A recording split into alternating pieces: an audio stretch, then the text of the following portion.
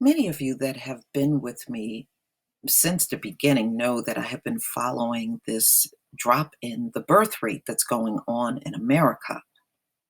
Now, I've done videos in the past on how Toys R Us closed due to the low birth rate. It was hardly no one coming in buying as many baby products as before and baby toys. And also the baby diaper and formula industry. I've done videos on that, how they're reporting the major decline in sales and they're really taking a hard hit. And I've done stories on maternity wards closing in rural areas, as well as schools closing in the rural areas too. So this is going to impact the entire country quite naturally. If you're not having babies, you're not going to have a need for many of the public schools to remain open. And this is already happening. Declining US birth rate could beget lower public school enrollment closures. And this came out on the 27th of November. Dive brief. The US birth rate has dipped to an all-time low, and projections show a potentially grim effect on schools.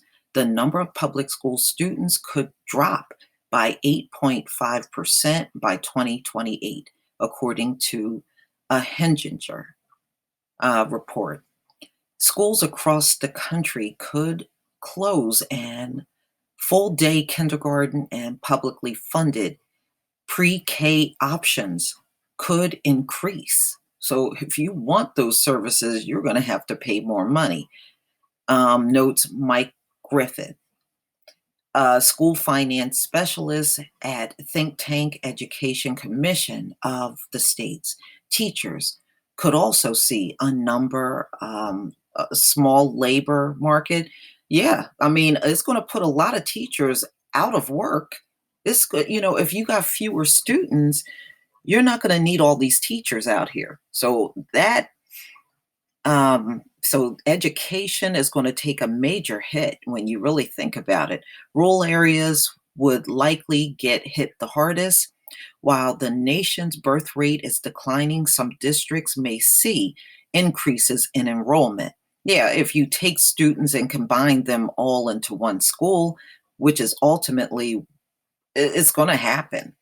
It is possible that immigration could balance out shrinking numbers, but more schools will likely close anyway, leaving districts to rely more heavily on resources like online classes. Yeah, online courses. Yeah, that's an alternative. But with even smaller budgets than before, Griffith told okay, so yeah, you would have a smaller budget because you have less people in the workforce at that point in time. An increase in school closures and a declining population can be attributed to factors inside and outside the education bubble. As the article notes, the US birth rate is a key piece of the puzzle.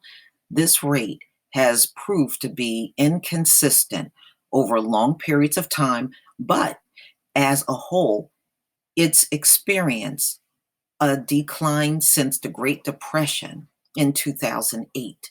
Spikes and dips revealed fluctuations in elements like the economy and population, as well as a few key social factors. Most notably, women are putting off marriage and motherhood to further their education and prioritize their careers. The bottom line, if there are fewer births, there are fewer children going to school. With the education industry, a few other factors could be influencing Griffith's prediction. For one, an increase in charter schools, vouchers for private schools, and an overall movement towards school choice have given public schools plenty of competition. And if more students are enrolling in these schools, fewer are left to attend public schools. If there are fewer public school students, these schools and districts will likely get less funding to support classrooms and necessary resources.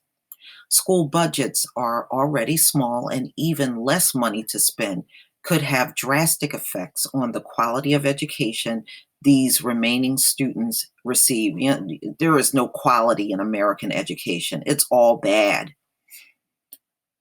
That combined with insufficient amounts of students to keep elementary, middle, and high schools up and running could force them to shut their doors for good. Higher education also stands to be affected by this trend. A declining birth rate, one economist predicts, could lead the college going population to drop by 15% between 2025 and 2029 and keep dropping after that. The nation's top schools and elite institutions likely won't see as big of a decline in demand, but other segments of schools, including less elite options, regional schools serving local population and geographic regions like the Northeast, are predicted to face serious losses, the article says. So there you have it. It would have to have that effect, ladies and gentlemen. It's going to have effects on the medical industry because you'll have less people going into hospitals. You'll have less people going to doctors. It's going to have an effect on everything.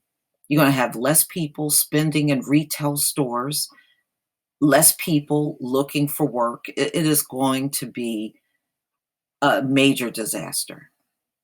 It really is. Without the population and relying on the next generations, this is doomed. And as far as immigration, immigration can't save this kind of stuff, ladies and gentlemen. They can't. I don't believe they can rely on that.